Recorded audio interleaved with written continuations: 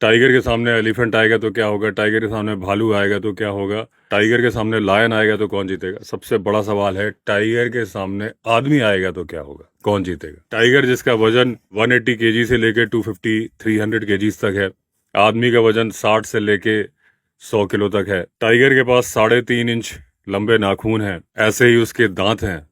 आदमी के पास ना इतने लंबे नाखून हैं, ना ऐसे दांत हैं, फिर कौन जीतेगा। 50-50 चांसेस हैं दोनों कंडीशन में। अगर इंसान हिम्मत रखेगा तो इंसान जीत सकता है। टाइगर के सामने इंसान की ताकत नहीं, इंसान का दिमाग काम में आता है। हाथों से और हिम्मत की बात की जाए, मैं एक घटना सुनाता हूँ आपको।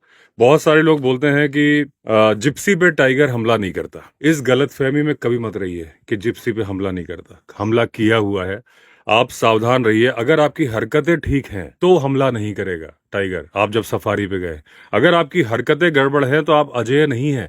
आप मत समझिए कि आप टैंक में बैठे हैं, आप बचे हुए हैं। मैंने एक पहले वीडियो बनाया था बांधवगढ़ टाइगर रिजर्व के बारे में कि एक बार एक यशोवर्धन शर्मा जी थे, वो वहाँ पे एक रिजॉर्ट चलाते थे।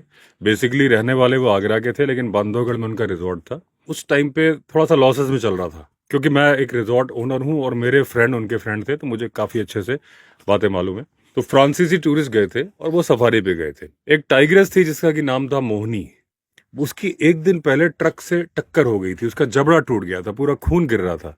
वो सामने से आ रही थी, बार बार जोर से दहाड़ रही थी। और यहाँ पे जिप्सियां जैसा करती हैं जमावड़ा, हम फोटो लेंगे, हम फोटो लेंगे, ये तुम गाड़ी पीछे करो, तुम गाड़ी पीछे करो। वो स्ट्रेस में थी, किसी ने नहीं देखा कि भाई क्या कर सकती है। फाइनली जब वो पास आई, लोग फोटो खींच रहे थे, सामने जो गाड़ी पड़ी, और वो गाड़ी थी यशोवर्धन शर्मा जी के गेस्ट की। वो बैठे थे जिप्सी में और यशोवर्धन शर्मा जी दूसरी जिप्सी में थे। उसने छलांग मारी, सीधे जिप्सी के ऊपर चढ़ी और फ्रांसीसी टूरिस्ट को पकड़ लिया। अब यशोवर्धन शर्मा जी ने आओ देखा ना ताओ देखा, अपनी जिप्सी से कूदे और इसकी पूंछ पकड़ के खींच ली। टाइगर की पूंछ पकड़ के खींच ली, और इसकी फोटो है मेरे पास। जब खींच लिया तो वो पलटी और इनके ऊपर आ गई, ये जमीन में गिर गए उसके धक्के से। अब वो इनको घूर रही है, हालांकि उसके जबड़े टूटे हुए और शायद वो वार कर नहीं सकती थी। इन्होंने अपना सिर ऐसे पकड़ लिया, गर्दन, क्योंकि इनको मालूम था, जंगल में रहते थे, इनको आइडिया था कि टाइग्रेस तो गर्दन पे हमला करेगी।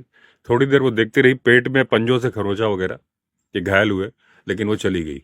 बाद में टाइग्रेस मर गई, अगले दिन बुरी तरह से घायल थी। यशोवर्धन शर्मा जी बच गए और उसके बाद उनका काम भी अच्छा चल पड़ा, उनकी बहादुरी की वजह से। फ्रांस से उनके पास बहुत टूरिस्ट आने लगे, उनकी आर्थिक स्थिति भी ठीक हो गई थी। आज यशोवर्धन शर्मा जी नहीं है इस दुनिया में, लेकिन वो उस टाइग्रेस के हमले की वजह से नहीं, दूसरे किसी कारण से।